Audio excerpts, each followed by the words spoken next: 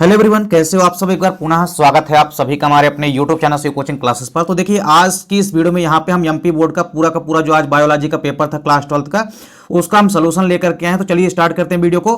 पहला क्वेश्चन था सही विकल्प चुनकर लिखिए, जिसमें पहला क्वेश्चन है प्राथमिक उपभोक्ता हैं।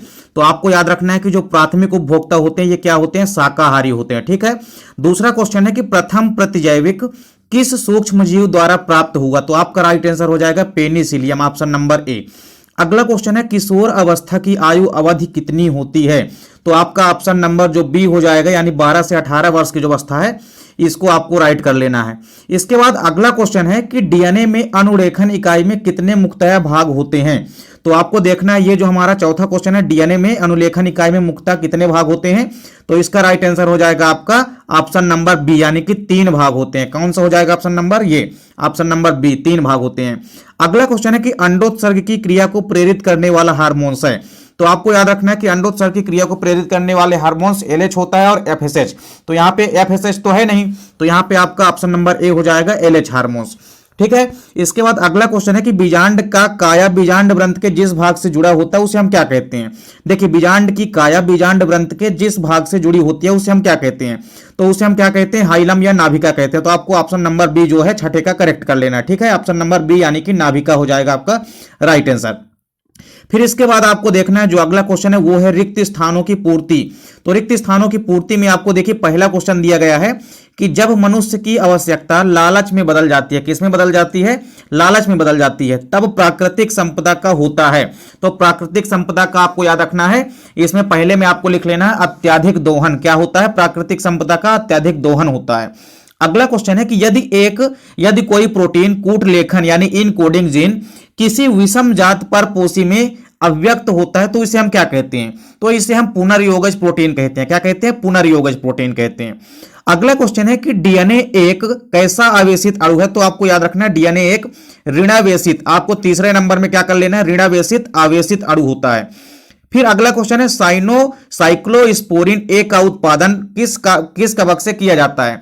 तो आपका हो जाएगा ट्राइकोडर्मा पॉलीस्पोरम। क्या लिखना है आपको, चौथे में आपको लिखना है ट्राइकोडर्मा पॉलीस्पोरम। ठीक है। 5वां नंबर है कि अपरा स्तनी भेड़िया तथा तस्मानिया वुल्फ किसके समान दिखते हैं। तो ये चचेरे भाई हैं जो कि डाइवर्जेंट दिखते हैं एक तरह के। तो डाइवर्जेंट कन्वर्जेंट वेरिएशन या इवोल्यूशन के समान दिखते हैं, इसका आप क्लियर कर लेंगे। इसके बाद अगला है कि शारीरिक भावनात्मक व्यवहारिक तथा सामाजिक रूप से अच्छा होने से तात्पर्य क्या है। तो इसका राइट आंसर हो जाएगा स्वास्थ्य या हेल्थ, आप कुछ भी लिख सकते हैं। ठीक है। इसके बाद जो अगला क्वेश्चन है वो है सत्य असत्य वाले क्वेश्चन। तो देखिए सत्य असत्य वाले क्वेश्चन में आपको देखना है, पहला दिया गया है कार्पस ल्यूटियम ब्रसण में पाया जाता है। तो पहला आपका क्या हो जाएगा, इनकरेक्ट हो जाएगा, यानी कि असत्य हो जाएगा। कार्पस ल्यूटियम कहां पाया जाता है, ब्रसण में नहीं पाया जाता, ये पाया जाता है अंडाशय में। तो पहला आपका हो जाएगा असत्य। दूसरा है न्यूक्लिक अम्ल न्यूक्लियोटाइड का एक लंबा बहुलक है। तो ये आपका हो जाएगा सत्य, दूसरा हो जाएगा आपका करेक्ट, क्योंकि न्यूक्लिक अम्ल न्यूक्लियोटाइडों के ही बहुलक होते हैं। तीसरा क्वेश्चन है कि सभी सूक्ष्म जीव रोगजनकीय नहीं होते हैं। तो ये भी आपका क्या हो जाएगा, सत्य हो जाएगा, क्योंकि सभी के सभी जो सूक्ष्म जीव होते हैं ये रोगजनकीय नहीं होते हैं। ठीक है।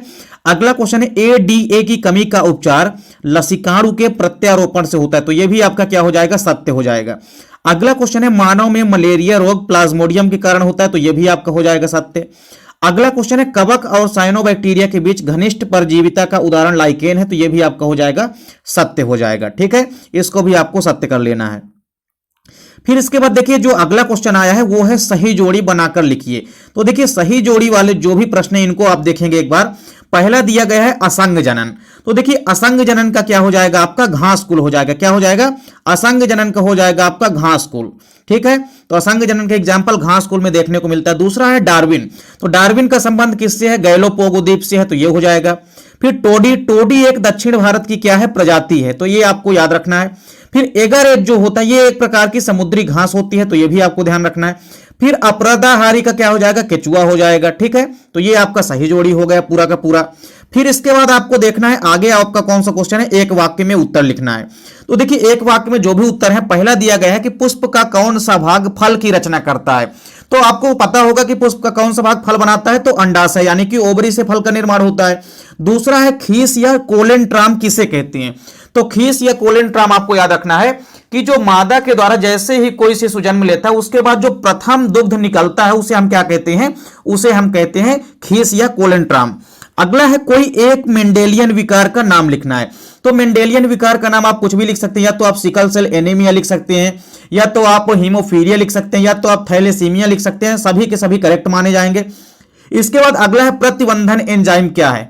तो प्रतिबंधन एंजाइम जिसको कि हम रिस्ट्रिक्शन एंडोन्यूक्लियस एंजाइम भी कहते हैं, ये डीएनए अणु को काटने वाले एक विशिष्ट प्रकार के एंजाइम होते हैं। तो आपको लिखना है कि प्रतिबंधन एंजाइम क्या है, तो ये एक विशिष्ट प्रकार के एंजाइम है जो कि डीएनए अणु को काटने का काम करते हैं। यानी प्रतिबंधन एंजाइम क्या है, तो डीएनए अणु को काटने वाले एंजाइम होते हैं। अगला है संसार में कुल कितने जैव विविधता हॉटस्पॉट हैं। तो इसका राइट आंसर हो जाएगा 36 यानी कि 36। तो ये आपको करेक्ट कर लेना है। इसके बाद भी आप देख सकते हैं कि क्रमशः पूरे के पूरे जो भी क्वेश्चन आए हैं, एक पराग कोष के 2 भाग लिखना है, परिपक्व अंडाणु के कोई 2 भाग लिखना है। इसके अलावा जितने भी क्वेश्चन आप देख सकते हैं ये सारे के सारे सिलेक्टेड क्वेश्चन हमने आपको कराए हैं।